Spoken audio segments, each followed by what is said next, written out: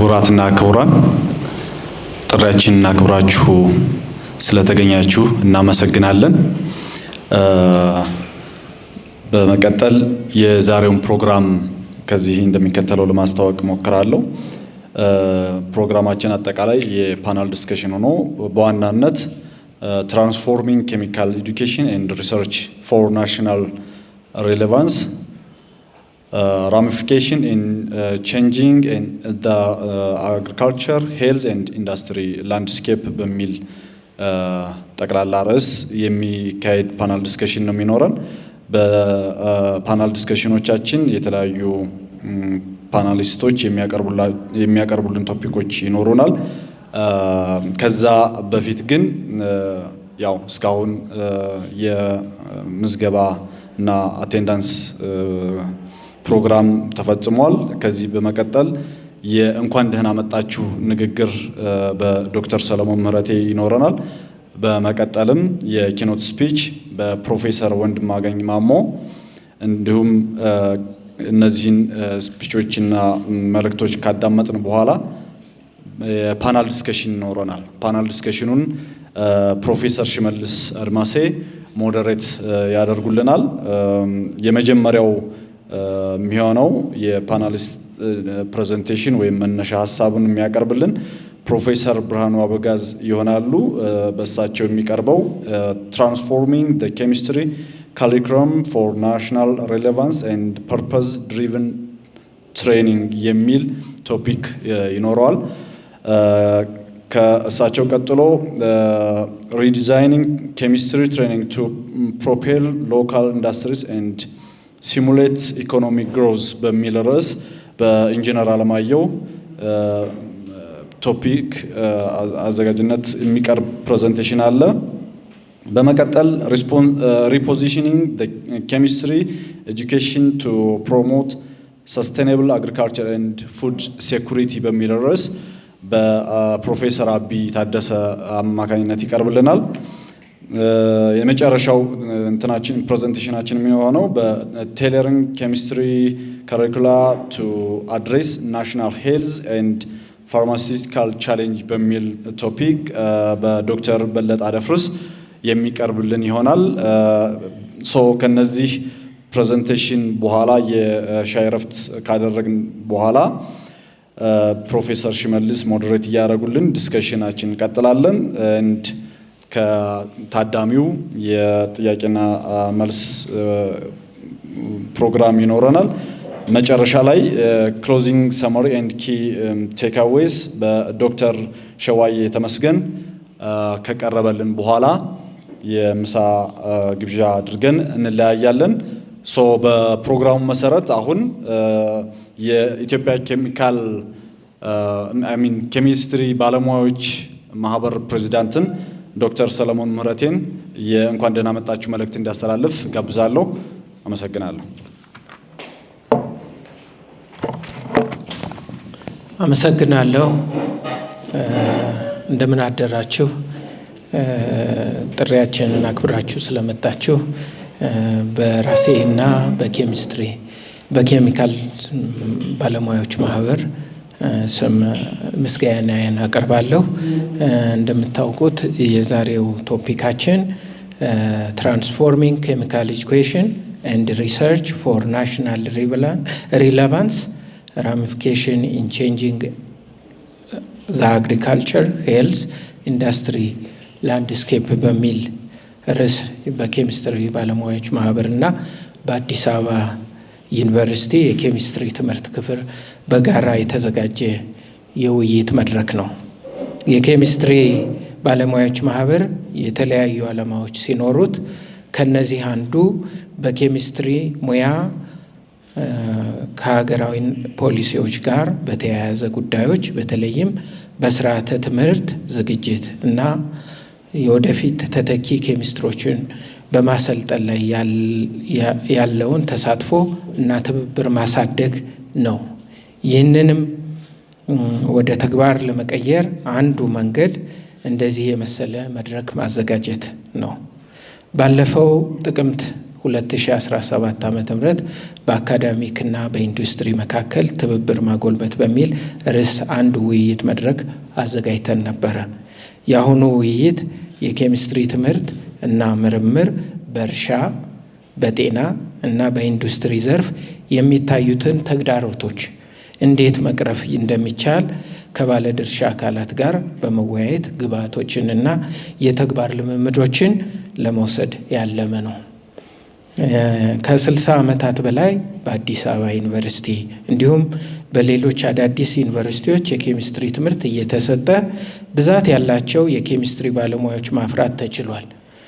አሁን ያለው ነባራዊ ሁኔታ ዩኒቨርሲቲዎች ራሳቸውን እንዲችሉ መንግስት በሰጠው አቅጣጫ መሰረት የኬሚስትሪ ትምህርት አዲስ የሆነ የስርዓተ ትምህርት ዝግጅት ወይም የነበረውን ማሻሻል ማድረግ እንዳለበት ይጠይቃል። ተጨማሪም የምርምር ጥናቶች አገራዊ ፋይዳ ላይ የተመሰረተ መሆን እንዳለበት ይጠይቃል። ከኬሚስትሪ ላቦራቶሪ ውስጥ የምናወጣቸው አዳዲስ ግኝቶች የአካባቢን ተጽዕኖ በመቀነስ የሰብል ምርታማነትን በዘላቂነት በማሳደግ አዳዲስ የኬሚካል ምርቶችን በማግኘት ወይንም የኢንዱስትሪ ሂደቶችን በማሻሻል አንገብጋቢ የህብረተሰብ ተግዳሮቶችን መፍታት እንዳለብን ይታመናል። ስለሆነም ክቡራን ፓናሊስቶችና ተሳታፊዎች ከላይ የተጠቀሱትን ነጥቦች ከግንዛቤ በመውሰድ የካበተ እውቀታችሁንና ልምዳችሁን እንድታካፍሉን እንጠይቃለን። እንኳን ደህና መጣችሁ። አመሰግናለሁ። ከዚህ በመቀጠል ፕሮፌሰር ወንድማገኝ ማሞ ኪኖት ስፒች ያደርግልናል። አመሰግናለሁ ዶክተር ሰሎሞን። እንደምን አደራችሁ።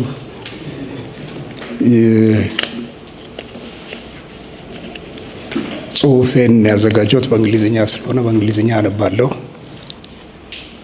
Distinguished panelists, colleagues, invited guests, ladies and gentlemen, allow me to begin with a story that speaks directly to the heart of today's theme. The Department of Chemistry at Addis Ababa University, one of the institution's oldest academic units, has played a pivotal role since its inception in the early 1960s, since it started offering the degree program.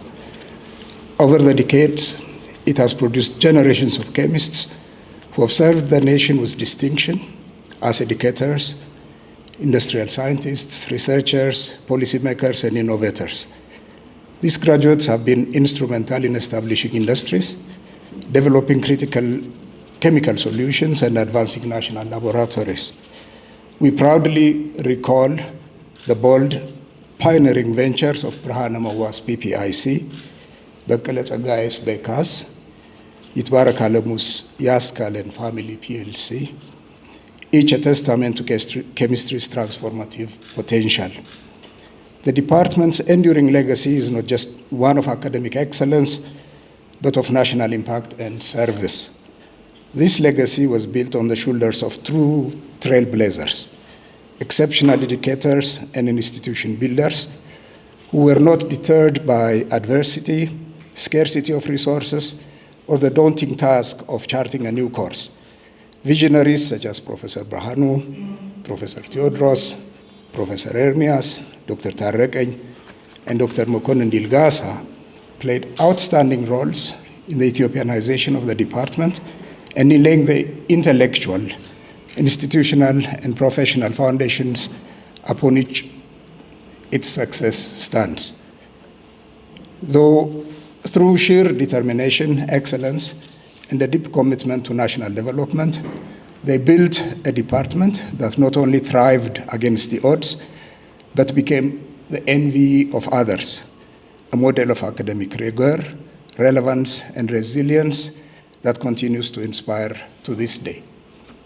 As we gather to deliberate on the future of chemical education, this legacy must serve not only as a source of pride, but as a call to action.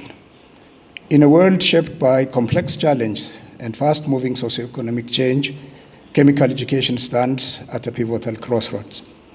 As the engine behind innovation in agriculture, health, industry, and environmental sustainability, chemistry must move beyond academic theory. It must be embraced and advanced as a strategic driver of national development. We find ourselves in a time when the very sectors that sustain our society, food, health, and manufacturing, are undergoing profound transformation. Agriculture now demands scientifically grounded approaches to precision farming, soil restoration, nutrient management, and sustainable pest control, all of which are fundamentally driven by chemical processes and innovations. In the health sector, chemistry underpins every major breakthroughs, from drug discovery and vaccine development to diagnostic reagents and biomaterials used in advanced medical treatments. Meanwhile, industry depends heavily on chemistry to convert raw materials into high-value products, develop safer and cleaner production technologies, and reduce dependency on imports through the local synthesis of chemicals, polymers, and materials. Chemistry is not merely an enabler, but the driving force behind progress in these domains. It explains the processes, provides the tools, and offers the solutions. Its methods, principles, and innovations are deeply embedded in every major leap forward, even when it remains behind the scenes. But this raises a critical question. Is our chemistry education system evolving quickly and strategically enough to meet these growing and complex challenges? To unlock chemistry's full potential in a national transformation, we must fundamentally rethink what we teach, how we teach it, and why we teach it. The current curriculum must be revitalized, not just updated, to align with pressing national priorities and emerging economic realities. Chemistry can no longer remain a siloed academic pursuit. It must evolve into a multidisciplinary platform for innovation, productivity, and societal impact. For far too long, our education system has struggled with inadequately prepared students entering university programs, including chemistry. Simultaneously, college curricula have failed to bring about meaningful and sustained shifts in the skills and mindsets of graduates. A renewed effort must circumvent these systematic limitations and offer a transformative model that equips students to meet national challenges head-on. A reinvigorated chemistry curriculum must empower students with the competencies to engage in real-world problem-solving, not merely to theoretical reasoning. In today's knowledge-based, innovation-driven economy, we need chemists who can drive precision agriculture through soil and water chemistry, develop affordable and effective pharmaceuticals, create sustainable industrial processes, and contribute to green technologies. This requires teaching chemistry at both a fundamental science and practical, as a fundamental science and a practical toolkit, bringing the gap between academic learning and economic utility. To achieve this, the curriculum must be deliberately redesigned to integrate interdisciplinary and multidisciplinary content. Courses that merge chemistry with biology, environmental science, engineering, data science, and economics are no longer optional. They are essential. For instance, in agriculture, integrating chemistry with plant biology and environmental science can lead to the development of efficient fertilizers, biodegradable pesticides, and precision nutrient delivery systems. In health, combining organic chemistry, pharmacology, and biotechnology can equip graduates to participate in drug development, diagnostics, and materials for medical devices. In industry, coupling analytical chemistry with chemical engineering and process optimization can support value addition, cleaner production, and local manufacturing of essential goods. But transformation cannot stop at content alone. It demands a redefinition of graduate outcomes. We must move beyond vague expectations and clearly articulate the skills, mindsets, and values that our graduates should possess. Strong analytical reasoning, advanced laboratory proficiency, digital literacy, entrepreneurial thinking, communication skills, and the ability to work across disciplines and sectors. These are no longer supplementary, they are essential to job readiness and national service. The structure of the chemistry program itself must also become more responsive to sectoral needs by introducing concentration areas or specialization tracks that prepare students for distinct career pathways. Some proposed tracks may include agriculture and environmental chemistry, focusing on soil science, agrochemical development, environmental monitoring and sustainability, pharmaceutical and medicinal chemistry, covering drug design, pharmacokinetics, toxicology, and formulation science, industrial and process chemistry, preparing graduates to work in manufacturing, material science, quality assurance, and process development, analytical and forensic chemistry, training students in high precision analysis, regulatory compliance, and public safety applications, green and sustainable chemistry, promoting environmentally friendly synthesis, waste reduction, and circular economy principles, computational and data-driven chemistry, integrating cheminformatics, modeling, and AI tools for research and innovation. Each of these tracks should combine rigorous chemical training with applied real-world learning experiences through internships, capstone projects, and industry-based mentorships. However, students and the curriculum are only half of the equation. Equally vital is the adequacy and readiness of educators to deliver content effectively, inspire leaders, learners, and cultivate a dynamic academic atmosphere. Without competent, motivated, and well-supported teaching force, even the most ambitious curricular reforms will falter.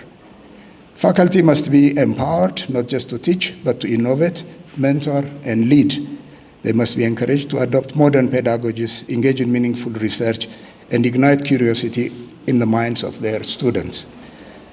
But no faculty can thrive in isolation. The transformation also hinges on the steadfast commitment of university leadership.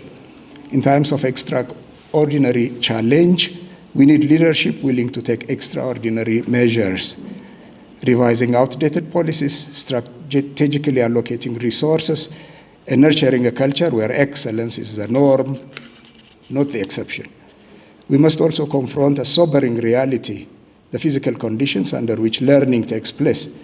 Dilapidated classrooms, laboratories lacking modern instrumentation, and inadequate student support facilities are not merely inconveniences, they erode morale, stifle curiosity, and constrain innovation. Infrastructure is not a luxury. It is the foundation upon which a relevant, inclusive, and high-impact academic experience is built. Most importantly, real and lasting change demands national commitment. The role of government cannot be overstated. A serious investment in higher education through targeted funding, policy reforms, and prioritization at the highest level is essential. We cannot expect transformative outcomes from a system that is underfunded, undervalued, and overstretched. If we are truly committed to building knowledge-based economy, we must begin by adequately resourcing the very institutions that generate, transmit, and apply that knowledge. Only through such deliberate and systematic reforms can chemistry education become a true driver of inclusive growth, technological advancement, and sustainable development. It's not enough to produce graduates who know chemistry. We must prepare graduates who can do chemistry, who can apply it meaningfully in service of the country's most urgent needs. This panel discussion brings together voices from across academia, industry, agriculture, and the health sector to ask critical questions. How can we ensure classroom teaching aligns with urgent real-world needs? How can universities, industries, and policymakers work together to reshape the curriculum? How do we teach chemistry, not just for degrees, but for national development and lasting impact? So the objectives of today's deliberations are fivefold as far as I'm concerned. To assess the current gaps and limitations in chemistry education in addressing national challenges, to explore strategic curriculum reforms aligned with the evolving needs of agriculture, health, and industry, to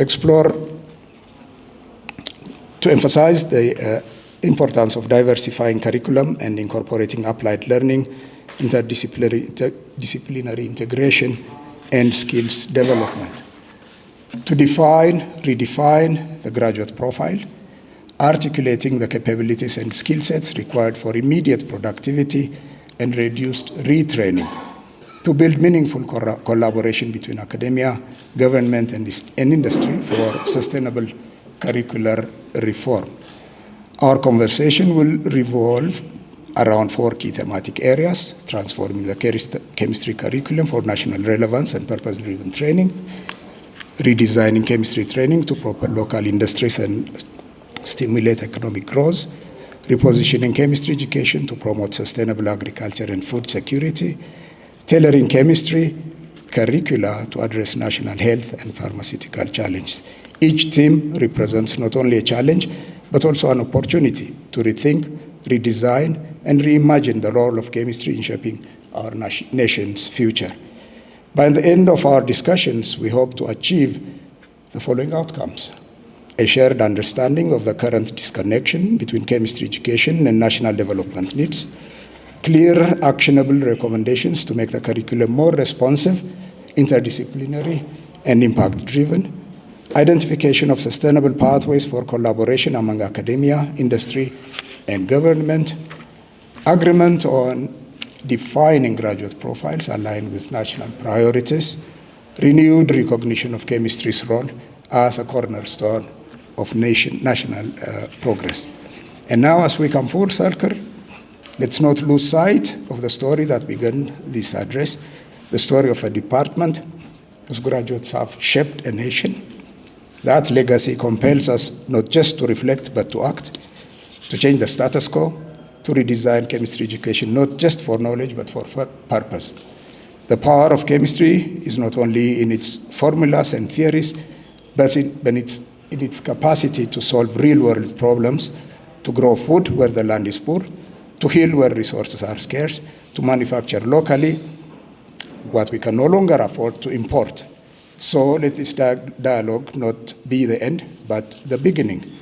Let it mark the launch of a new era where chemistry is taught not just for degrees, but for development, not just for understanding, but for impact. Let's commit to building a chemistry education system that is relevant, responsive, and indispensable to our national transformation. Let's live today not simply informed, but inspired and committed. Let this dialogue be the catalyst, not the conclusion, of a bold new movement to transform chemical education into a powerful engine for national relevance, economic transformation, and sustainable development. Thank you very much.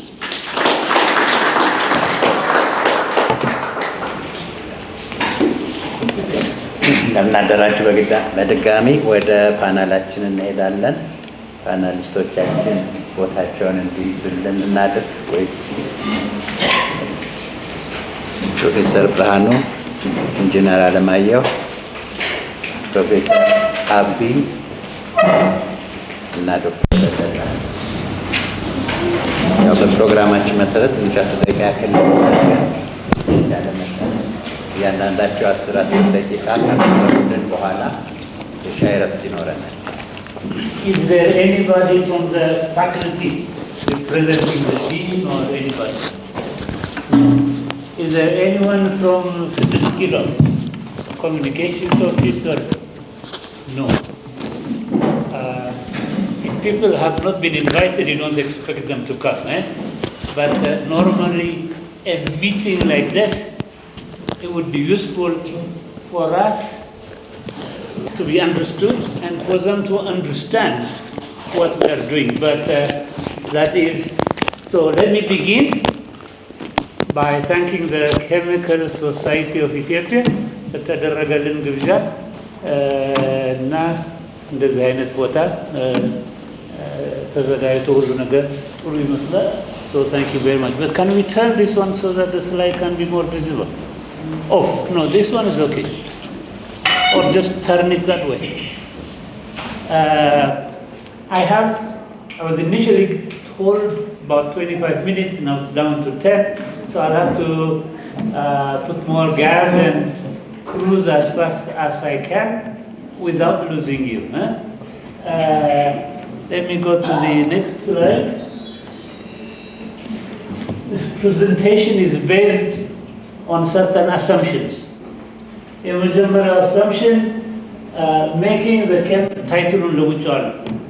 making the chemistry curriculum making the chemistry departmental program. I have a reason for saying that. For national relevance and purpose-driven training beyond operations. This is why I but I feel a little easier with that. The next one is the granting of autonomy to AAU by the government of Ethiopia will unlock new potentials, and hence the department will need to reimagine its future and develop a realistic, pragmatic, and achievable goals and objectives. The next one is that the department needs to set long, intermediate, and short-term objectives. And you might be curious to see why did he put long as 48 years. I'll explain intermediate 7 to 10 years and short 2 to 3 years. The reason I said 48 is in 48 years we'll reach 2063. 100 years from the establishment of the AAU, and also the Africa we want, the African Union agenda is described in that document. So we are part and parcel of this continent. We may not like the government, but we have to work with it. We may not like the African Union, but we have to work with it. This is a very pragmatic approach that we want to take on board, and therefore, if our objective for 48 years is aligned to that of the African Union, then we can get recognition, then we can get support. That is the reason for it, all right? So the next one is a rigorous monitoring and evaluation of the progress in implementing our strategic plan will be made. Without that, we can divert, and we don't know that we have even diverted. And therefore, it is important that this rigorous monitoring and evaluation. And the rigorous and monitoring evaluation will identify those that are in compliance and those that are not in compliance. So in other words, poor performance will have consequences. The next one is you cannot be provided autonomy and have staff, and you may have the freedom to hire the best staff, but if staff are not properly cared for and adequately compensated, I have a footnote here, but I'll come to that, what I mean by caring and adequately compensating staff.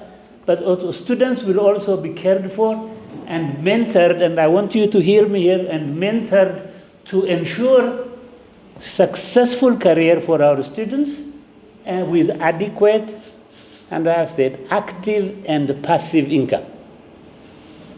So this is what would probably come during mentoring of our students. But if we do not guarantee this, we will not have students. All right, I think that may be the last on this slide. No, one more. Now, who are the stakeholders? And I'm hoping that the stakeholders are here.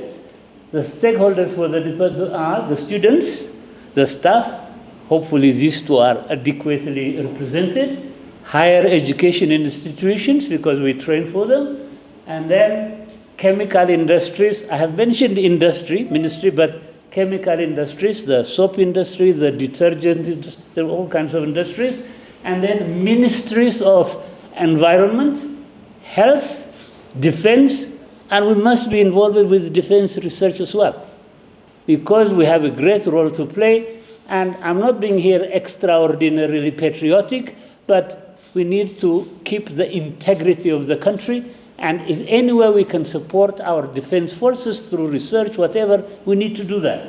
So health, defense, agriculture, industry, and the city administration of Addis Ababa.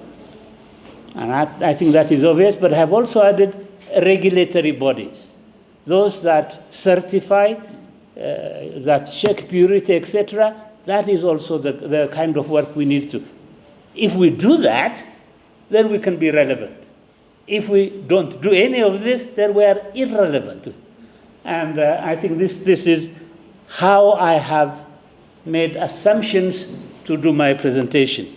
So in the next slide, I have looked at the vision statement of AAU, the faculty, and our departmental SP is not ready, but we have some concepts. So the vision, say, for the university, number one is to become a leading research university responsive to national needs and be responsive to global government. So somehow the continent is missed here, but this is the university vision. The faculty to become there is the faculty and the department SP, strategic plan, must be within the framework of the university's SP. So you can see, to become a leading research university in Africa, to advance national needs and be responsive to global development. The department one may have some divergence, but it says the Department of Chemistry aspires to be among the top 5 preeminent African chemistry graduate and research departments. These are the visions. How about the missions? University says advance excellence in education, cutting-edge research and innovation, and impactful services, and engagement in advancing socio-economic, cultural, and technology. Since a university has all these departments and faculties, it's a broad spectrum of engagement. The faculty, very similar, including socio-economic and cultural, departmental, to produce technologically suave graduates imbued with a deep knowledge of relevant and modern chemistry, fully aware of their Ethiopian as well as African origin, and with a knack for solving problems and able to contribute to the needs and aspirations of our nation, our region, and the world. Now, the chemistry department AAU, I think you can look through here. This is a bit historical. I will not go into it. In fact, to save time, I will pass that one. For AAU to be a leading research university, as shown in the mission and vision, and then the Department of Chemistry, where is AAU now? Where is the chemistry department now? See, this lofty vision should recognize where we are now. What is the first step? Does that first step get us even a millimeter closer to that? Otherwise, we are off tangent, all right? Now, I was very shocked to hear that the total number of undergraduate students is only 71, and that may be less now because this is a little out of date. Only 6 MSc students and 20 doctoral students.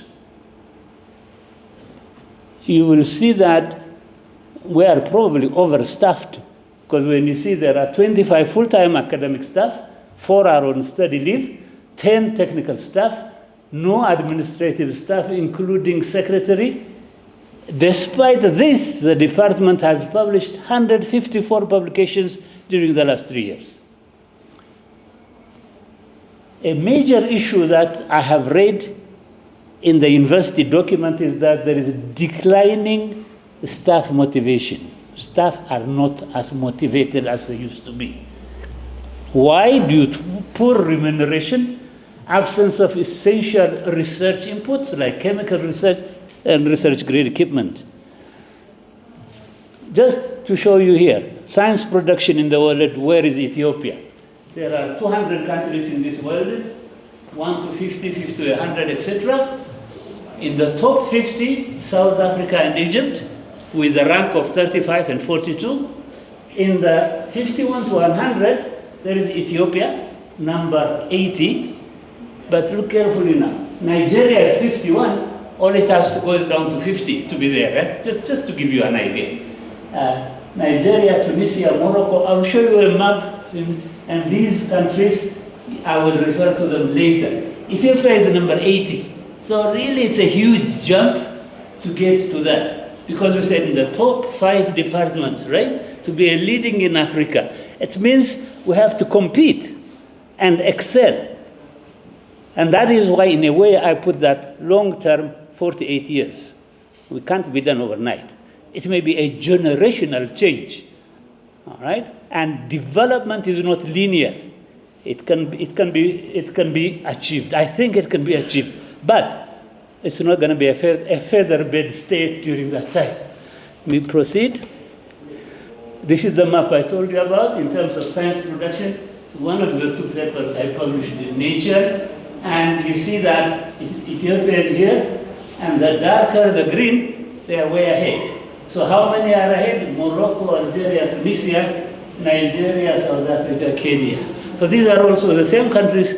If you see, Nigeria was 51, Ethiopia was 80. Those that are before are the same countries. Now, in order to do this, you need personnel. What's the R&D personnel globally? The years are indicated here, 2022. And you see that these are middle-income countries, these are low-income countries, and Ethiopia is here. 2017, 91 R&D personnel per million. And if you look at the map, remember Tunisia, Morocco, etc., they are also here. Anyone can borrow this slide or come and copy. One of the most fascinating countries in the world is Korea. 2022, 9,435 per million. That is the highest in the world now. The top 30 universities in the continent. Addis Ababa is number 29. So if we want to be leading, you can see even which universities we may have to compete with. Now, only 4 countries, Sudan and Nigeria, and these two. These are oil-rich countries, when you look at GDP per capita. But I put Kenya here, and Ethiopia is there. So resources, internal resources, this may have some relevance. Now, the role we have to play with our new curriculum and what we want to achieve must attract the students from other African countries to come here. Thank you. And therefore, is Ethiopia an attractive destination for non-Ethiopian students? If you see here, there are no statistics are not available, but given that the poverty-stricken, conflict-ridden country hardly has the reputation of an international study destination and does not have notable high-quality universities. But that's the whole issue, One, we need to improve our quality, and we must have, our profile must traverse the African continent. At least from Africa, we must work hard. And that's why I said monitoring and evaluation, measure and readjust is unnecessary. I think I will skip this in the interest of time. Where is AAU now? Now we are coming to the solution part. The Bishoftu retreat, I had the unique honor and privilege of hosting representatives from various sections of the department to come to my cottage in Debre Zeit, and we deliberated and interrogated the issues, and we agreed unanimously that the chemistry curriculum should change. We've also argued and decided that the traditional classification of chemistry into analytic, organic, and organic physical is no longer valid. It's archaic, and it has to be, because with all, I think maybe 20, 30 years ago, we were talking about, is it basic or applied? I think that question is still valid. But in view of what we have today, as opposed to what we, a long time ago, artificial intelligence and the communication skills, etc., there is a lot that can be done on your own. In that case, then, we must reduce the very theoretical one, but the basic knowledge, chemistry as a knowledge that is required to read the literature and understand must be still important. After that, then we need to diverge a bit. So again, this can be borrowed later. I probably am 10 minutes already. Say 2 more minutes. All right. So rethinking competence. I think this may be one of these universities, maybe Jilla or Afar or whatever, a paper published by Mukonan Yamar. He wrote the Demise by Reka Agzo, etc. in cogent education. Year is 2024. I found it very interesting to read, and I think they have recommended a number of important things as shown in the 2 paragraphs just above. But in terms of blending the theoretical as well as the practical aspect, I think Finland appears to emerge as a global leader, and I think that is maybe something worth looking into. What I have noted from the university plan, under strategic issues, alignment to national sustainable development goals and African Union agenda. This is stated, but if you read the document, that's it, it's nothing more. So I think within the framework, it's defined for us. So our departmental strategic plan may be wise to focus a little more. The other one, contribute towards the realization of the United Nations SDG, AU Agenda 2063, revitalize the causes of Pan-Africanism, and promoting key continental agendas through the involvement of the African Research University Alliance. There is a huge, maybe an over-reliance or over-reference to Arua. I don't feel that way particularly. But it also says poor English language proficiency and students' engagement in their education, poor students' learning achievement. These are serious issues to address. Next, unapproved dual employment of academic staff outside of the university rather than focusing on their day-to-day activities within the university. This is also a serious problem. Lastly, prevalence of a high level of absenteeism from class and low level of staff engagement and commitment in conducting classes timely. And so you can read the rest. And he also mentions not to forget indigenous knowledge. Let me put a target, for example, with respect to publication. If there is to set a minimum, I think it must be an important part of our planning. Let's say 1 supervisor and 2, first, 1 publication per year per student.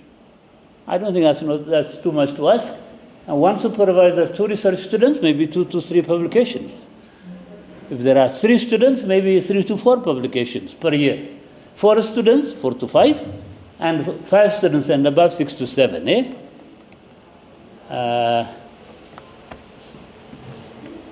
If a staff member publishes more than this, the set target, then some prize should be awarded. Caring for students, and this is to the professors, and I will read this. Devote 2-hour sessions twice a week to allow students to come and talk to you. Find out where they live, what their family size is, brothers, sisters, etc. How far away from campus do they live, how they travel back and forth, what hobbies they have and their expertise, check their communication skills and advise them to improve. I think there is a huge gap between student and staff, and I think this has to be addressed. Let me give an relevant example of a Kenyan student who took a sample from a hot spring like Shala or somewhere, and from that he isolated a certain bacillus bacteria, and what was found was he was able to take chicken feather, put it in a flask with the enzyme, and after 4 hours, he had a solution. So in other words, the student had identified a proteolytic enzyme, an enzyme that can dissolve proteins. So in any chicken farm, Chicken feathers is an overburden, something you don't know what to do with, something you want to get rid of.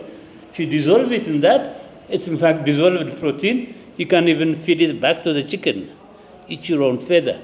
Finally, take home messages. The challenges are enormous, but are not insurmountable. We may shift from business as usual to a new kind of business on how to do this. Ethiopia's talent needs to be effectively developed, nurtured, and unleashed on Ethiopian and African problems. The traditional research setup in the universities take too long, leapfrogging, and innovations are too slow. We need to accelerate those. And I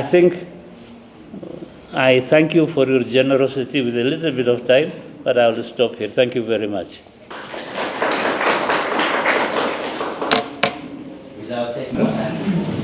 ኬሚካል ኢንጂነር ነኝ በሙያ ያው ትምህርት ዩኒቨርሲቲ ትምህርት የጀመርኩት እናንተ ካምፓስ 4 ኪሎ ነው። የመጀመሪያ ኬሚስትሪ 100 ያስተማረኝ አስተማሪ ዶክተር ኤርሚያስ ፊት ለፊቴ ነው ያለው። ጧት ሳገኘው ደስ ብሎኛል።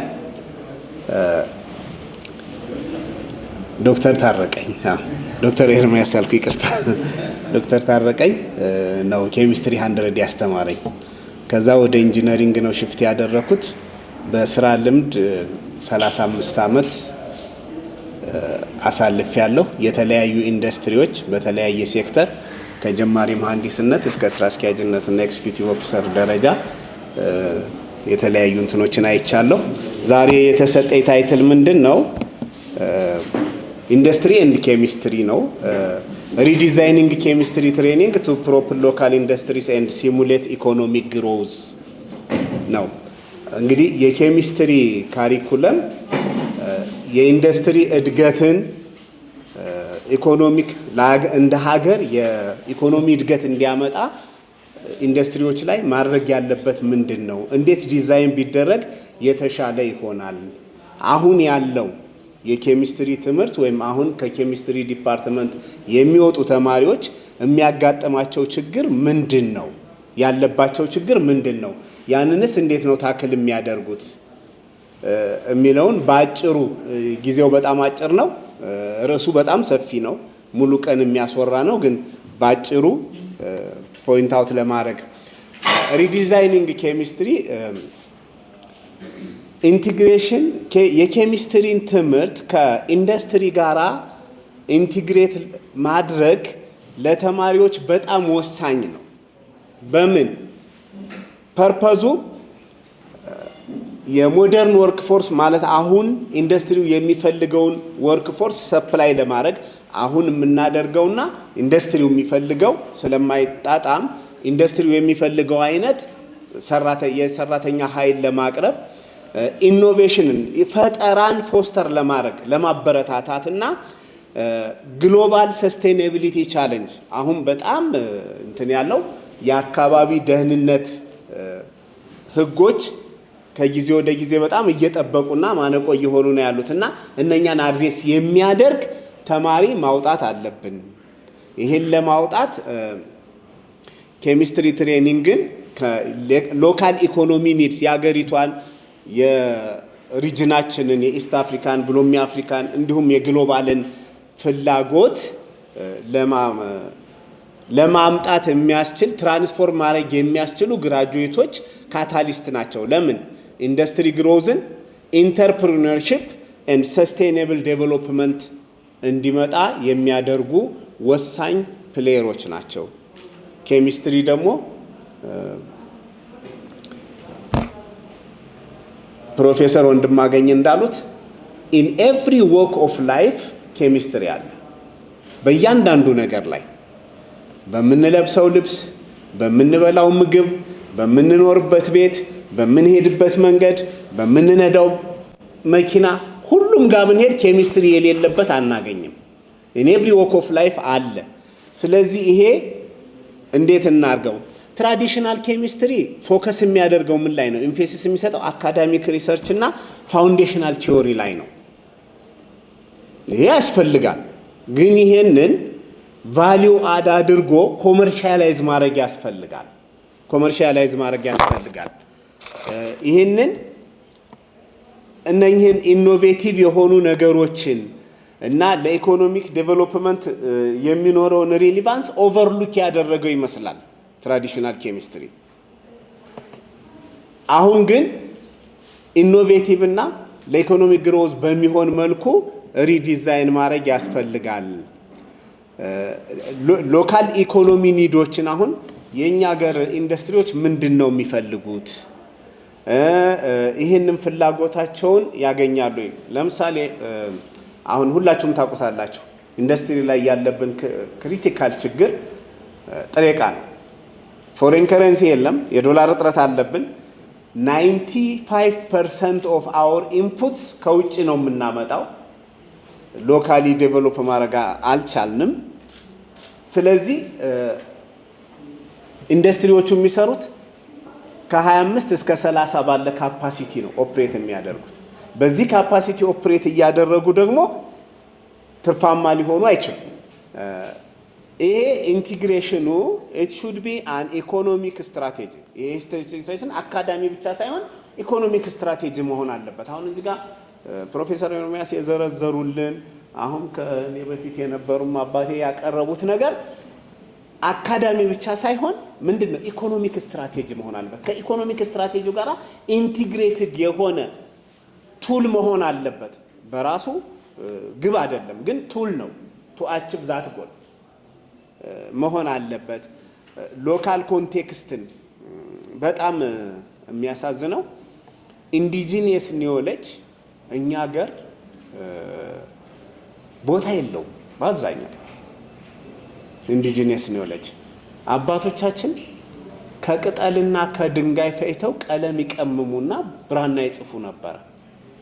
ያ ቀለም አይለቅም፣ ዎተር ፕሩፍ ነው፣ ፐርማነንት ነው። አሁን ፐርማነንት ማርከር ብለን የምንገዛው እንኳን ይለቃል፣ የነሱ ግን በፍጹም አይለቅም። አንድም አካዳሚሽያን ወይም አንድም የኢንዱስትሪ ባለሙያ ያንን ዴቨሎፕ ለማድረግ አልሞከረም። ምንድነው ፕሮብለማችን? አይናችንን የምንጥለው ወደ ውጭ ብቻ ነው። ይሄንን ትተን ሎካል ኮንቴክስት ኖሮት ኢንዲጂነስ ኒዮሎጂንም አካተን አፕላይድ ኢኖቬሽን ያለበት ኢንተርፕሪኒዮርሺፕን ኢንክሉድ ያደረገ ካሪኩለም ዲዛይን ብናደርግ ዩኒቨርሲቲዎች የኬሚስትሪ ግራጁዌቶችን የኢንዱስትሪያላይዜሽን ተዋናይ አድርገው ማውጣት ይችላሉ ነው የሚለው። ስለዚህ እዚህ ጋር ፎከስ ማድረግ አለብን። ምንድናቸው አድሬስ ልናደርጋቸው የሚገባ ድሮባኮቻችን ምንድናቸው? ሰዓቴ እየሄደ ነው መሰለኝ። ይችን ብቻ ልንገራችሁና ሌላው የዚህ ትንታኔ ስለሆነ ኮንሰፕቱን ካገኘ ነው እንትን እንላለን። አሁን ሪዲዛይኒንግ ኬሚስትሪ ትሬኒንግ should address the gaps usually observed in the Ethiopian industry። ኢትዮጵያን ኢንዱስትሪ ላይ ያሉት ቤዚካሊ እንዳልኳችሁ የኢትዮጵያ ኢንዱስትሪ ኢንፑት ነው፣ ሮ ማቴሪያል እጥረት አለበት። ሎካል ሪሶርስን ዩቲላይዝ ማድረግ አይችልም። አሁን ኢምፖርት ሰብስቲቲዩሽን ፖሊሲ አለ በመንግስት። ያንን ኢምፖርት ሰብስቲቲዩት ለማድረግ የሚገቡ ጥረቶች በሪሰርች የታገዙ አይደሉም። ኤክስፖርትም የምናደርጋቸው የኳሊቲ ፕሮብለም አለብን። ቫልዩ አዲሽንም የላቸው። ብዙ ጊዜኛ ሮው ነው። አንድ ምሳሌ ልንገራቸው። ቆዳና ሌጦ ጥሬውን ነበር የምንልከው። መንግስት ቫልዩ አድ ካላደረጋችሁ አትልኩም ተባለ። አሁን ቆዳ የሚገዛለ በየሰፈሩ የለም። ቆሻሻ መጣያ ላይ ነው የምንጥለው። this is a disaster እንደ ሀገር። ያ ነው እንትኑ graduates lacks core and cross cutting competencies ላክ ያደርጋሉ ግራጁዌቶቻችን ኢንዱስትሪውን ጆይን ስናደርግ ማለት ነው። ምንድነው ኮር ኮምፒተንሲው? ምንድነው? በቃ መሳሪያዎችን የመጠቀም አናላይቲካል ስኪል የኬሚስትሪው ፓርቶች ኢንኮርፖሬት መደረግ አለባቸው። ይሄ ፕራክቲካል የሆነ ትምህርት መኖር አለበት። ከኢንዱስትሪ ጋር ግንኙነት ኖሮ የልምድ ልውውጥ እያደረጉ የተሻለ ለምሳሌ ዩኒቨርሲቲ ውስጥ የሌሉ የላቦራቶሪ መሳሪያዎች ሌሎች ኢንስቲትዩሽኖች ላይ ሊኖሩ ይችላሉ። እዛ ሄደው ትሬን የሚያደርጉበት በደንብ ከዛ ጋራ ራሳቸውን አከስተም የሚያደርጉበት ፕሮግራም መኖር አለበት።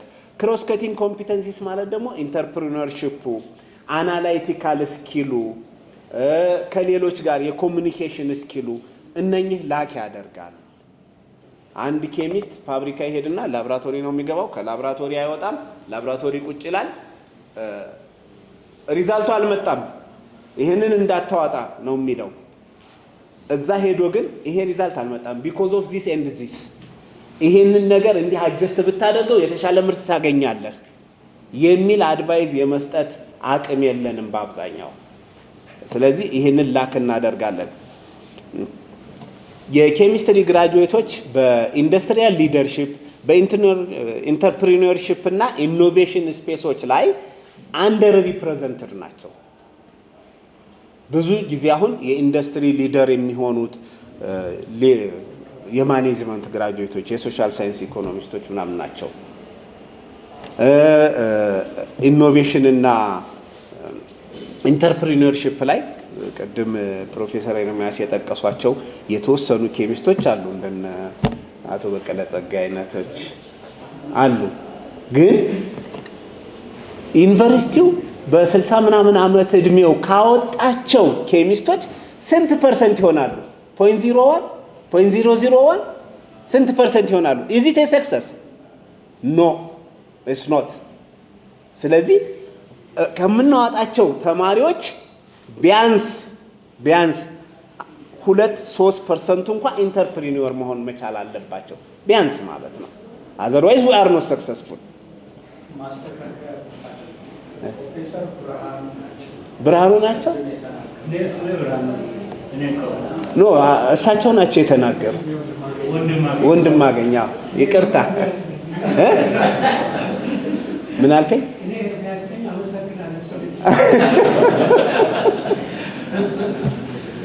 እንግዲህ ቢያዝዶኛለሁ ማለት ነው። ይቅርታ።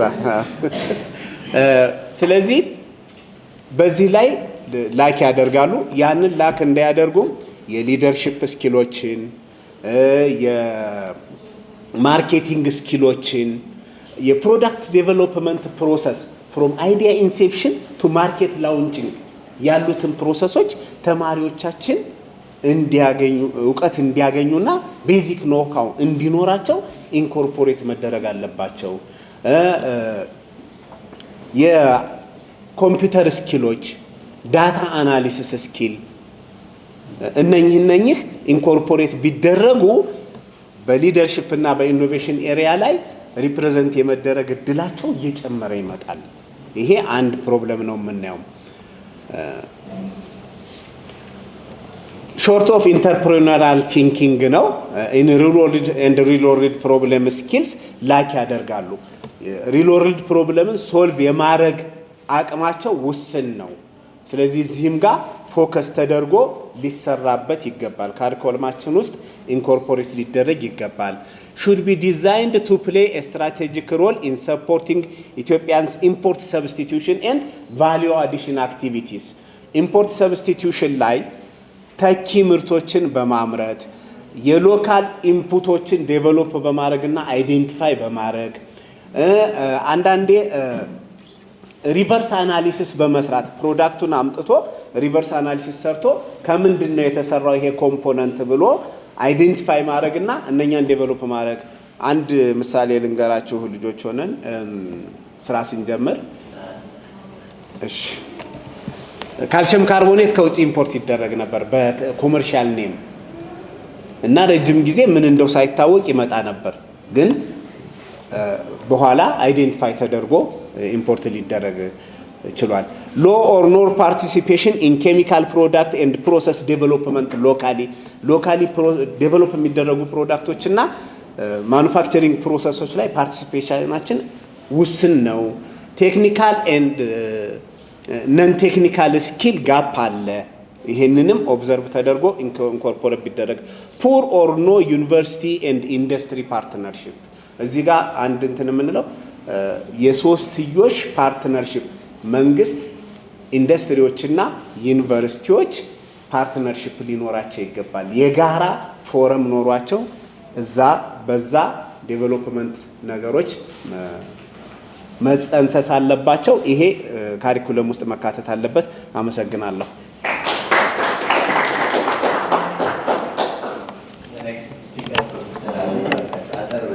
የኢትዮጵያ ኬሚስትሪ ባለሙያዎች ማህበርንና አዲስ አበባ ዩኒቨርሲቲን ለማመስገን እወዳለሁ። ይሄን እድል ስለተሰጠኝ ለእኔ የተሰጠኝ ቲም ሪፖዚሽኒንግ ኬሚስትሪ ኤዱኬሽን ቱ ፕሮሞት ሰስቴናብል አግሪካልቸር ኤንድ ፉድ ሴኪሪቲ የሚል ነው። ምናልባትም ዶክተር ሰለሞን እኔ ከሀረማያ ዩኒቨርሲቲ ስለሆንኩ መሰለኝ ይሄን ቲም እንድጋፈጥ ያደረገው። እንግዲህ ሞክረዋለሁኝ ምን ያህል እንደማያላቅም፣ ግን እኔ አቢ ነው የሚባለው። የምሰራው በኬሚስትሪ ዲፓርትመንት ነው ሀረማያ ዩኒቨርሲቲ ውስጥ። ሀረማያ ዩኒቨርሲቲ ፓርሻል ኤርቪው ይሄን ይመስላል። መዝናኛዎች አሉ፣ መዝናናት ላይ ይፈልግ። እነዛ ቢሮዎች ያለቆቼ ቢሮዎች ናቸው። ማሳየት ስላለብኝ ነው እንዳያሙኝ ነው። ሌላው ፎከሱ በዚህ ሪፖዚሽኒንግ ኬሚስትሪ አድሬስ ሰስቴናብል አግሪካልቸር እነዚህ ጋር ፎከስ ሊሆን የሚል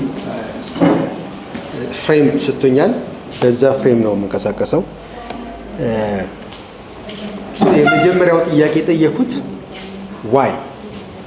ዋይ ሪፖዚሽኒንግ ኦር ሪኢማጂኒንግ ኬሚስትሪ ኤዱኬሽን ኢን ዘ አባቭ ኮንቴክስት ብዬ ራሴን ጠየኩ። So that will lead to a little bit of introduction on why we need to do so. So agriculture, as you might know, is facing unprecedented challenge because of climate change and at the same time deteriorating soil health condition. On the other side, by 2050, this thing working, Dr. Chaudhary?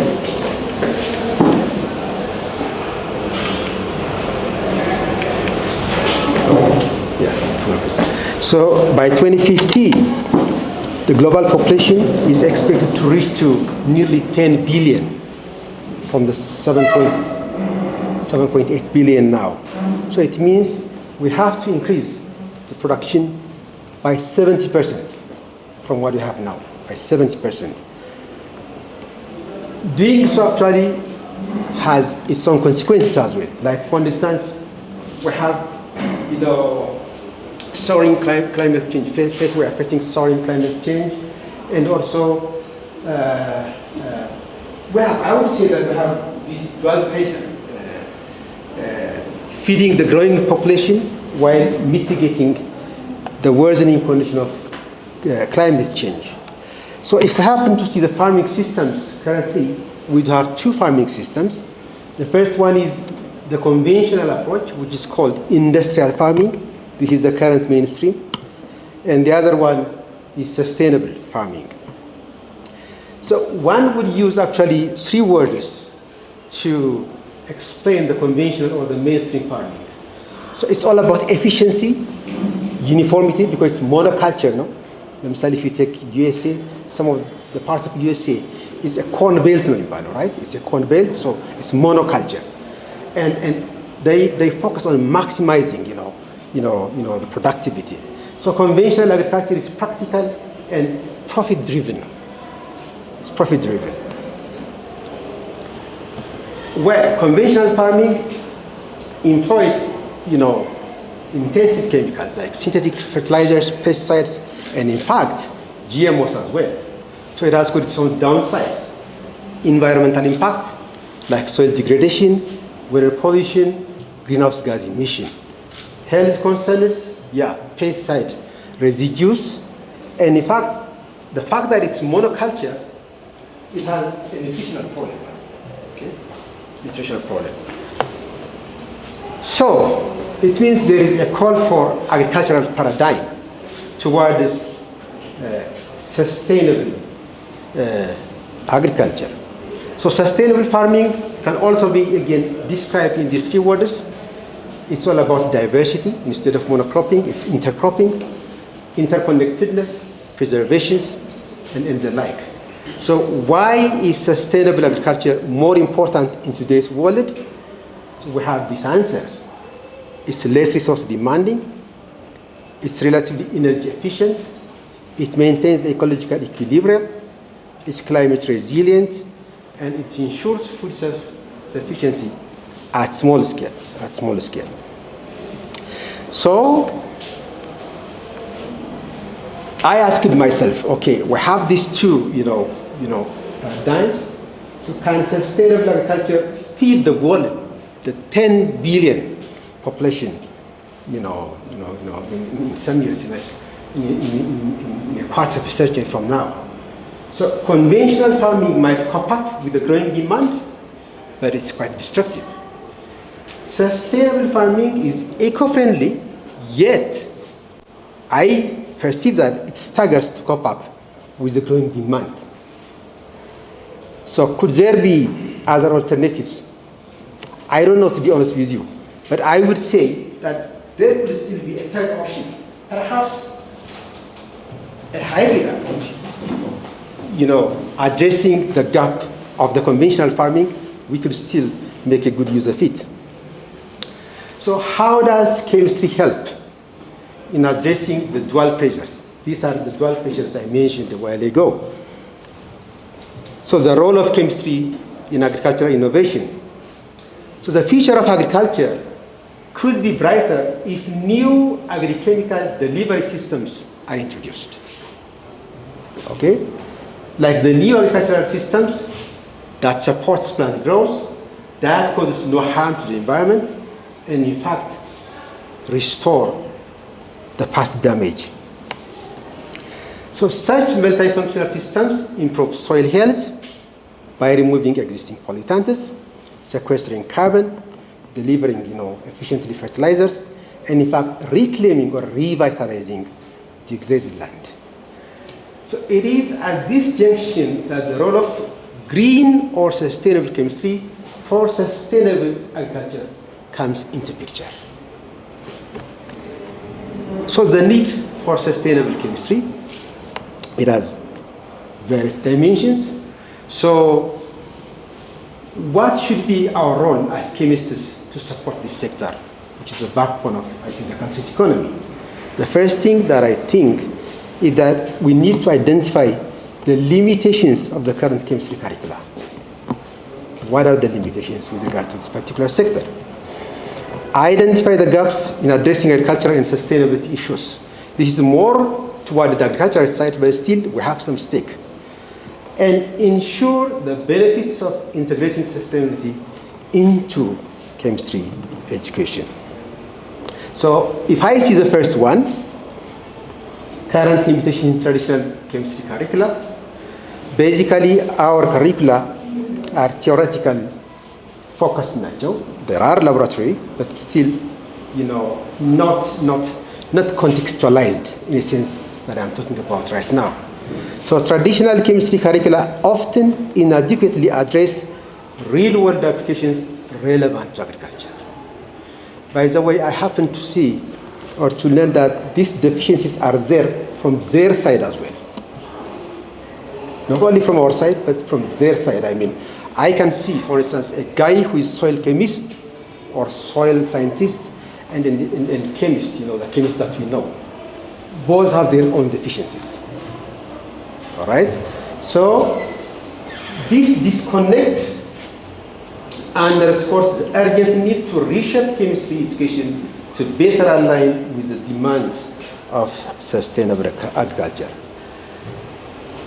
So what are, when I see this issue, then I was just wondering what are the possible limitations from chemistry side, and what should be the courses to be proposed if we are to address these limitations. The first one is agriculture chemistry, or some actually some of the syllabus that I referred, they call it agrochemical knowledge. Soil chemistry, cereal chemistry, data analysis, like mentioned by the previous speakers, artificial intelligence, carbohydrate chemistry, green chemistry, circular chemistry, sustainable chemistry, materials chemistry. For instance, materials chemistry, I have seen this course in undergrad program of the current curriculum, but I'm not sure if it is being addressed well. I have no idea. But we don't have materials chemistry on master's program. I haven't seen. Nanotechnology, there is no program on nanotechnology, be it on UG or on postgrad levels like MS and PhD programs. ላደለው ፖስት ዶክተራል እንደሆናል በሌላ ሳይድ ደግሞ ሳያው other possible courses ብዬ ያሰብኳቸው agrochemistry, environmental chemistry, biochemistry of plant metabolism, sustainable soil management, organic chemistry in agriculture, chemical ecology, green chemistry, precision agriculture technologies, water quality and management, climate change and agriculture. In fact, soil chemistry የሚለው these days you cannot separate water from soil, so it's integrated ነው soil and water chemistry ሆኖ ቢቀርብ የተሻለ ነው ብዬ አምናለሁ። ሌላው we should be able to incorporate the issue of sustainability in our curriculum. For instance, the SDGs, how many of the SDGs can be directly addressed by chemistry? አረንጓዴዎቹ እዚህ ላይ ያሉት directly chemistry ይነካቸዋል። Indirectly, and we have also planetary boundaries. ለምሳሌ we have these 9 planetary boundaries. አሁን recently ለምሳሌ አንድ እንኳን ወሰድ noble entities የሚባሉት microplastics, endocrine disruptors, radioactive materials, etc. እንደዚህም ዲል የሚያደርግ ካሪክለም እንደዚህም ያስፈልገናል። ባዮጂኦኬሚካል ሳይንስ ማቴሪያልስ ለምሳሌ ፎስፈረስ እንዴት ነው አፒር የሚያደርገው ሶይል ውስጥ ፌቱ ምንድን ነው? ይህን ማወቅ ያስፈልገናል። ናይትሮጅን በነገራችን ላይ ከነዚህ 6ቱ ኦልሬዲ ሊሚቱን አልፏል ነው ይባላል, which is really not a good indication for the globe. So how chemistry helps in sustainable agriculture በሚለው ውስጥ agrochemical innovations ያስፈልጉናል. To develop sustainable fertilizers or to formulate, for instance, eco-friendly biopesticides. Okay? Soil health and management related course ያስፈልጉናል to understand soil chemistry and its impact and techniques for enhancing soil quality. Pest control strategies, chemistry is there, even in IPM. So when it comes to educational strategies for implementation, how to implement it, well, definitely we have to develop a curriculum. In doing so, integrate sustainability teams into the courses, where we create specialized modules on agrochemicals and soil health, or creating agrochemical technology programs under different levels. ሌላው experiential learning opportunities, hands-on laboratory experiments related to agriculture, field work in partnership with local farmers, and use of technology, obviously. What are the challenges in doing so? There are challenges. የመጀመሪያው ቻሌንጅ ሬዚስታንስ አለ። ከኛው ነው የሚጀምረው በነገራችን ላይ። አሁን እንደዚህ ስናወራው ቀላል ይመስላል እንጂ ሬዚስታንሱ እዚህ ካለነው ከራሳችን ነው የሚጀምረው። ሪሊ የለመድነውን ኮምፓርትመንት ሰብሮ መውጣት በጣም ከባድ ነው። ያንሻል እኔ ፕራክቲካሊ ፌስ ስላደረኩት ነው። ኢን ቦዝ ሳይድስ ነው በነገራችን ላይ ጦርነቱ የሚሆነው እና ያንን ቻሌንጅ ለመቋቋም ለመጋፈጥ ፈቃደኝነቱ ያስፈልጋል። Resistance to curriculum changes due to entrenched academic traditions. Lack of awareness regarding the importance of sustainability in education, need for extensive professional development for educators to effectively teach new course. ለዚህ አዲስ ነን ሁላችንም። ስለዚህ ትሬንድ የሚል ያስፈልገናል። ትሬኒንግ ሪሶርስ ሊሚቴሽንስ ኤንድ ፈንዲንግ ኢሹስ ይኖራሉ።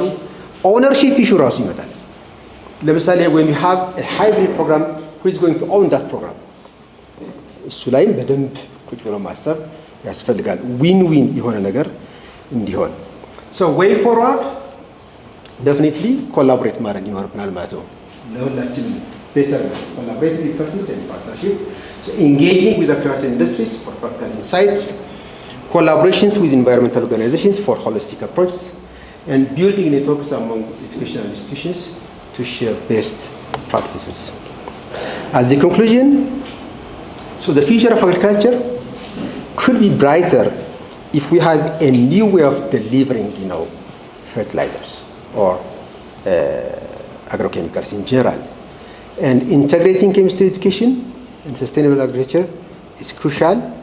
Designing a sustainable chemistry program is required to address the current agricultural challenges. So ultimately, a reimagined chemistry education framework has the potential to significantly impact sustainable agricultural practices and food security. Thank you very much.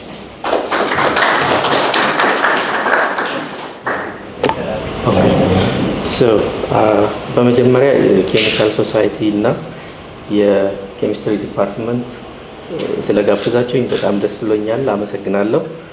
እንግዲህ እዚህ የእውቀት አባቶቼ በጣም ከትላልቆች መሃል ሆኜ ባለፈው 5-6 ዓመት በስራና እንዲሁም በትምህርት ጊዜ በነበርኩበት ያየሁትን እና ኤክስፒሪየንስ ያደረኩትም እንደዚሁም ያጋጠመንን ቻሌንጅ ቤዝድ አድርጌ ያው ሼር ማድረጋችሁ ይሆናል ማለት ነው። እኔ መረጥኩት ያው ምክርና ቡጢ ለሰጪው ቀላል ነው ይባላል። ያንን አፕሮች ሳይሆን just really based on health ላይ ናሽናል እንዲሁም ደግሞ ወርልድ ዋይድ ያሉ ቻሌንጆችን ኬሚስትሪ ኢንቮልቭ የሚያደርግባቸውና ክሪቲካል ፖይንቶቹን ጠቁሜ እዛ ላይ ዲስከሽን እንዲኖር ለማድረግ ነው። ከዛ በፊት ግን ያው እኔ እዚሁ አዲስ አበባ ዩኒቨርሲቲ ኬሚስትሪ ኦርጋኒክ ኬሚስትሪ ተምሬ ያው ካናዳ እና ዩኤስ ሄጄ ኦርጋኒክ ኬሚስትሪ እንዲሁም ኬሚካል ኢንጂነሪንግ ተምሬ መጣሁ። በዛ ሂደት ውስጥ ግን የኔ ቲቺንግ አሲስታንትሺፕ እና ሪሰርች አሲስታንትሺፕ ነበረው በትምህርት ጊዜ። ስለዚህ አስተምሬያለሁ።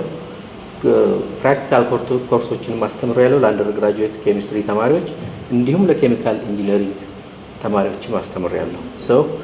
እዛ ጋር ያየሁትና አንዱ እንደ ስትራቴጂም ይሆናል ብዬ ኔክስት በሚቀጥሉት ስላይዶች የማወራቸው አንደኛው ቲፒካል ኤግዛምፕል ቪስኮሲቲ የሚል ኤክስፐሪመንት ነበረ ላቡ። ተማሪዎቹ የተለያየ እንትኖችን እየወሰዱ ቪስኮሲቲ ይሰራሉ። ሳምፕል ይሰጣቸዋል። ቪስኮሲቲ ሰርተው ቪስኮሲቲ ኢንስትሩመንት ነው ሜጀር ነው የሚያደርገው። ጀስት ዲጂታል ሪዲንጉን እናየዋለን። ይሄ እዚህ የምናየው የላብ ኮርስ አሰጣጣችን ነው። ነገር ግን እዛ ያየሁትና አንዱ ልዩነቱ ምንድነው ቪስኮሲቲ ሪሌትድ የሆነ ናሽናል ወይም ግሎባል ቻሌንጅ ምንድነው ብለው እንደ ጥያቄና እንደ ፕሪላብ እንትን ይሰጣቸዋል። ይሄ ሪል ወርልድ ፕሮብለምን ካሪኩለም ውስጥ የሚያስገቡበት አንዱ ስትራቴጂ ሆኖ አግኝቻለሁ። it will be useful እና ይሄ አፕሮች ሊጠቅም ይችላል በሚል በዚህ ቤዝድ አድርጌ ነው።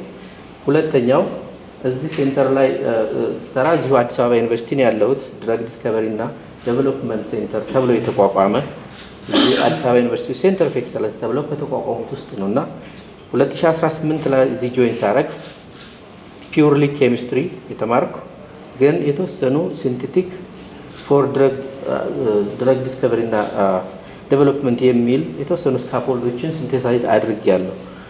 ወደ 122 ሞለኪውሎችን ሲንቴሳይዝ አድርጌያለሁ ስሩአውት ማይ ፒኤችዲ ፕሮጀክት እና ከፒኤችዲ በኋላ። ነገር ግን ድራግ ዲስከቨሪ እና ዴቨሎፕመንት ሴንተር ስገባ ያለው ኢንቫይሮንመንት ሪሊ ኬሚስቶች ኢኩፕ የሆኑበት ነው ወይ የሚለውን ጥያቄ የፈጠረብኝ ነው። ከዛ ሲቀጥል እዚሁ 2019 ላይ የተወሰኑ የሰራናቸውን ስራዎች ብለን ናቹራል አንቲሴፕቲክ እና አፍሪካ ኢኖቬሽን ዊክ ያዘጋጀው አንድ ፕሮግራም ነበር። የአፍሪካ ዩኒየን ያዘጋጀው አፍሪካ ዩኒየን ውስጥ ነው።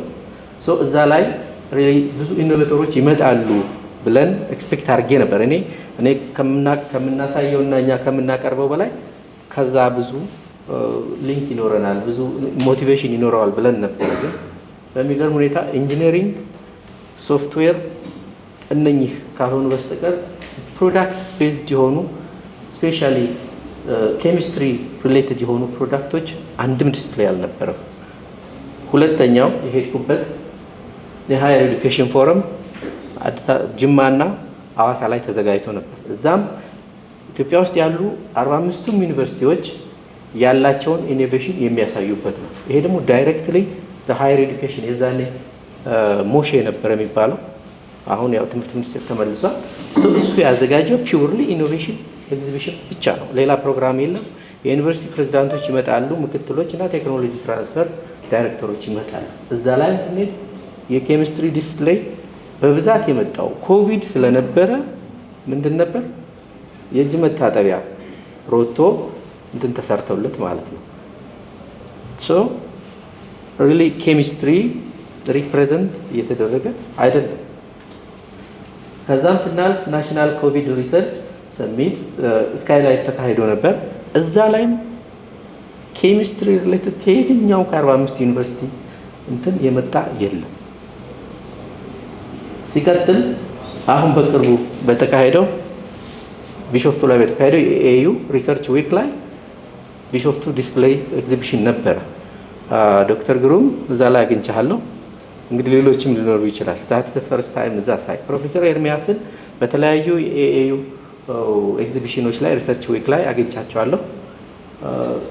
ነገር ግን በዛ ሌቨል ነው። ሌላኛው ሳይንስ ሙዚየም ላይ የጤና ኤግዚቢሽን፣ የጤና ኢኖቬሽን ኤግዚቢሽን፣ ማኑፋክቸሪንግ ኤግዚቢሽን እንዲሁም ሚሌኒየም አዳራሽን ነበር። እዛ ላይም እንደዚሁ ያለው ትራዲሽናል ሜዲሲን፣ ትራዲሽናል ሂለሮች እና አህሪ ኢፒኤችአይ በዛ መልኩ ካልሆነ በስተቀር ዩኒቨርሲቲዎቻችን ተማሪዎቻችን ይዘው የመጡት ነገር የለም እና እነኝህን እዚህ ጋር የምታዩት ፒክቸር ምናልባት ይሄ ፒክቸር እኔን ራሱ ያስቀኛል። ማለት ጋዜጠኛ ነው በቃ የሆነች ፕሮዳክት ዲስፕሌይ ስላደረግኩኝ እኔን ለመጠየቅ ነው የመጡት እና እዛ ቦታ ላይ ይሄን ያህል ናሽናል ኢንተረስቱ አለ።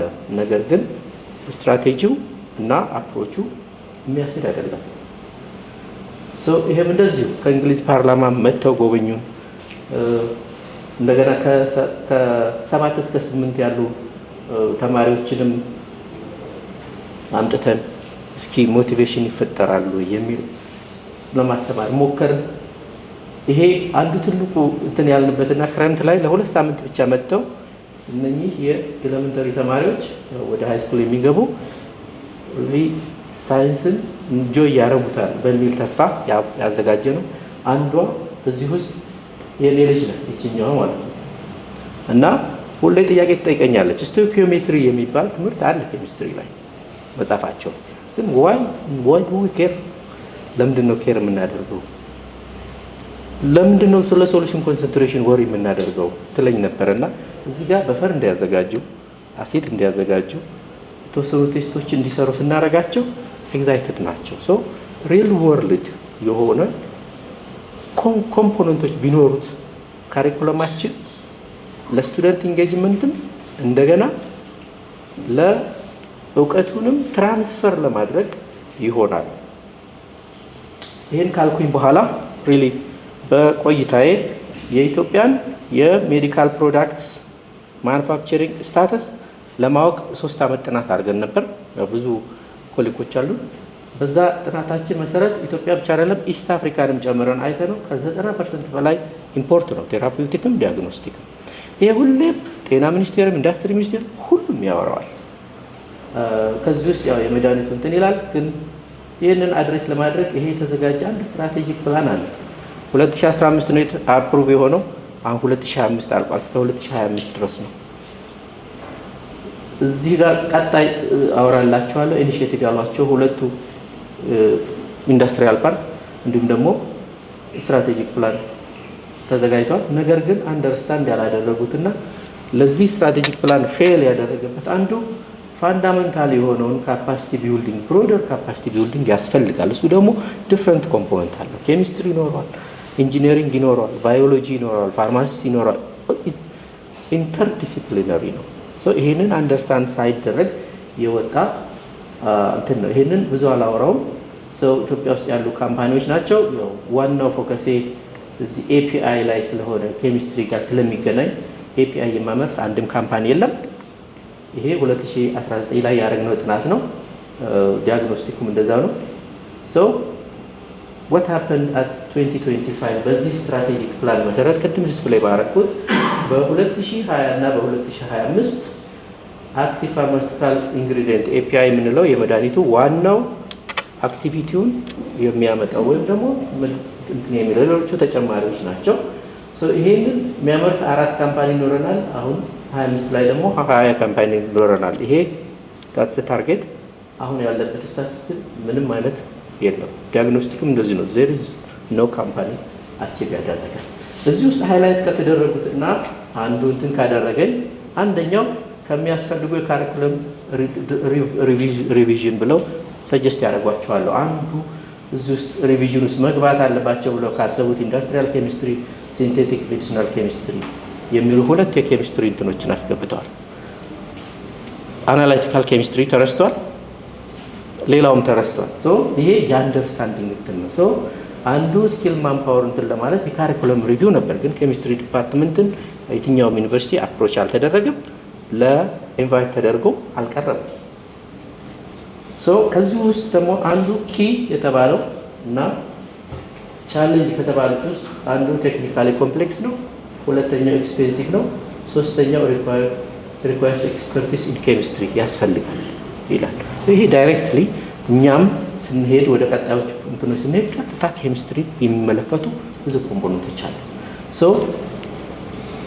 በዚህ ሲዲቲ ውስጥ ባለን በሲዲቲ አፍሪካ ባለሁበት ጊዜ ውስጥ የምንሰራቸው 3 ኤሪያዎች አሉ። አንደኛው አክቲቭ ፋርማሲውቲካል ኢንግሪዲየንት ቅድም ያልኳችሁ ኢትዮጵያ ውስጥ እንዲመረት ሎካሊ እንዲመረት ተብሎ የተቋቋመበት አንዱ የሴንተሩ ዓላማ ይሄ ነው።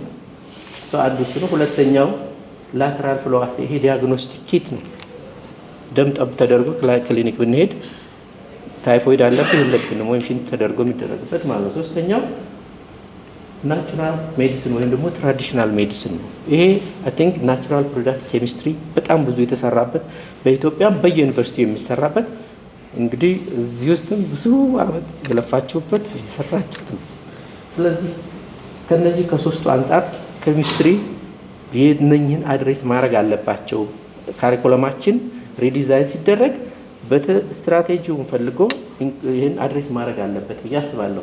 እያንዳንዱ ጋር ስገባ እዚህ ጋር አሁን አክቲቭ ፋርማሲውቲካል ኢንግሪዲየንት ይሄን ዴቨሎፕ ስናደርግ ብዙ ውስጡ ብዙ እንትኖች አሉ።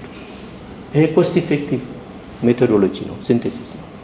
ኮስት ኢፌክቲቭ ማለት እኛ የምናውቀው ኦርጋኒክ ፕሮሰስ እና ፕሮሰስ ሪሰርች እና ዴቨሎፕመንት የምንለው ፉል የአንድ ጆርናል የምናውቀው አለ።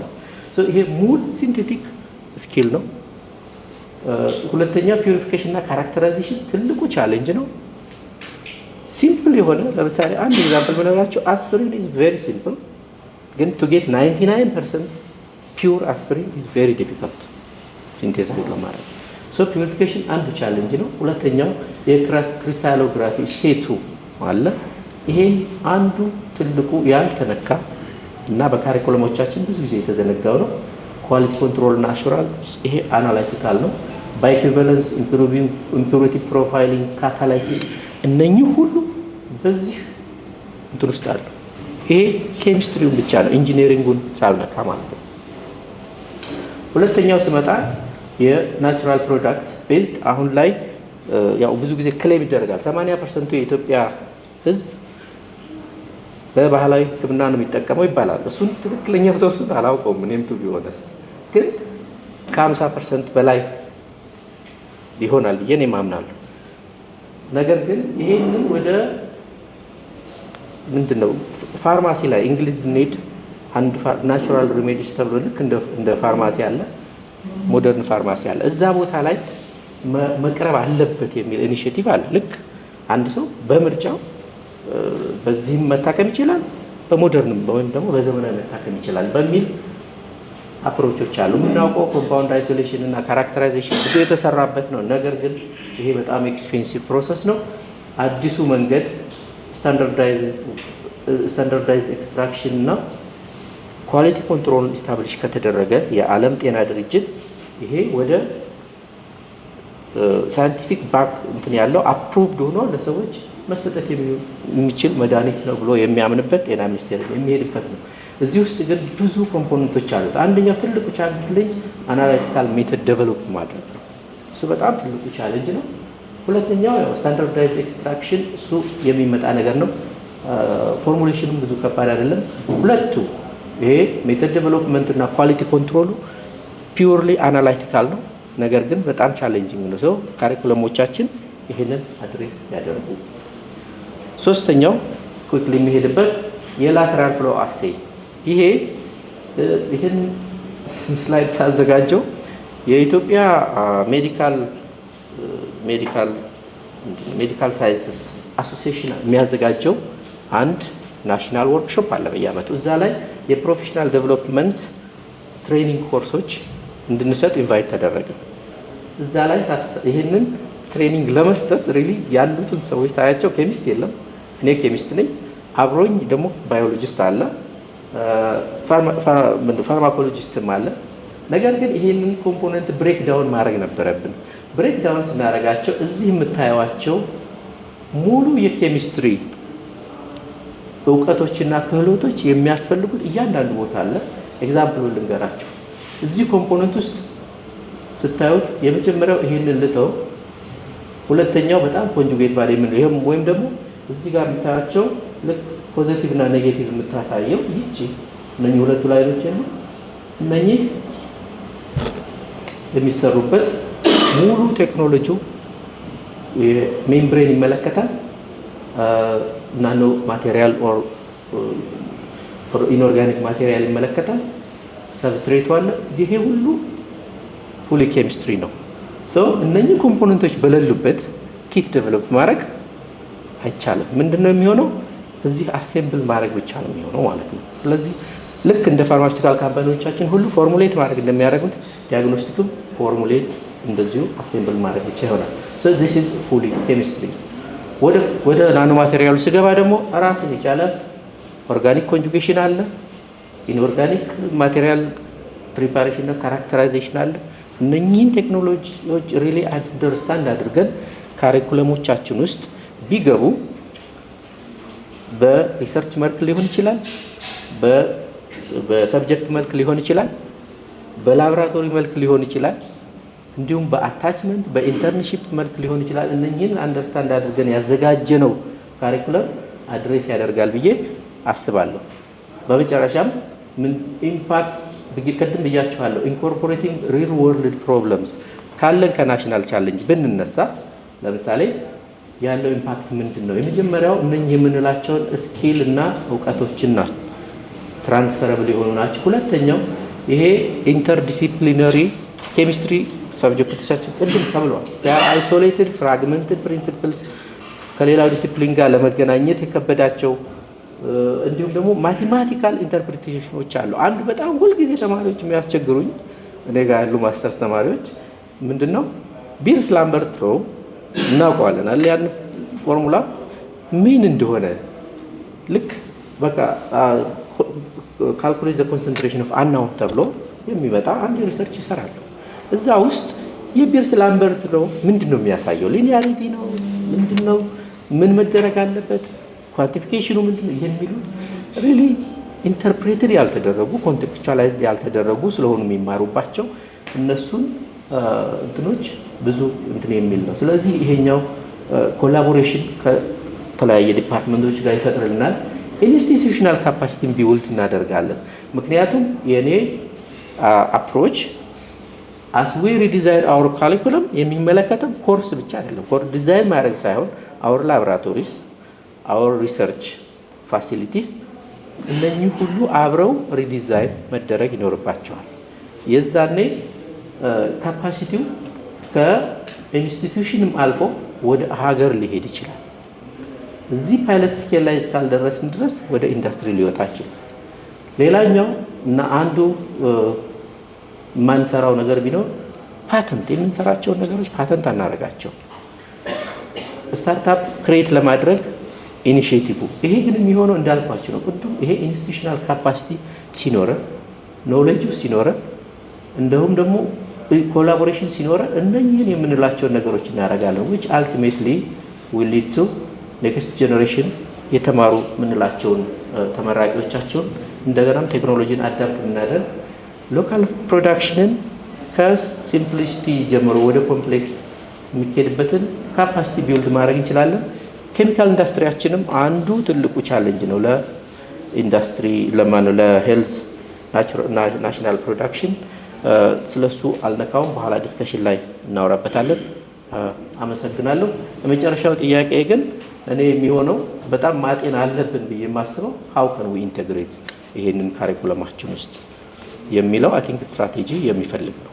ሶ ዲስከሽናችንም ፕሮባብሊ እዛ ላይ ፎከስ ቢያደርግ በእኔ አንተም ደስ ይለኛል። ቴንክ ዩ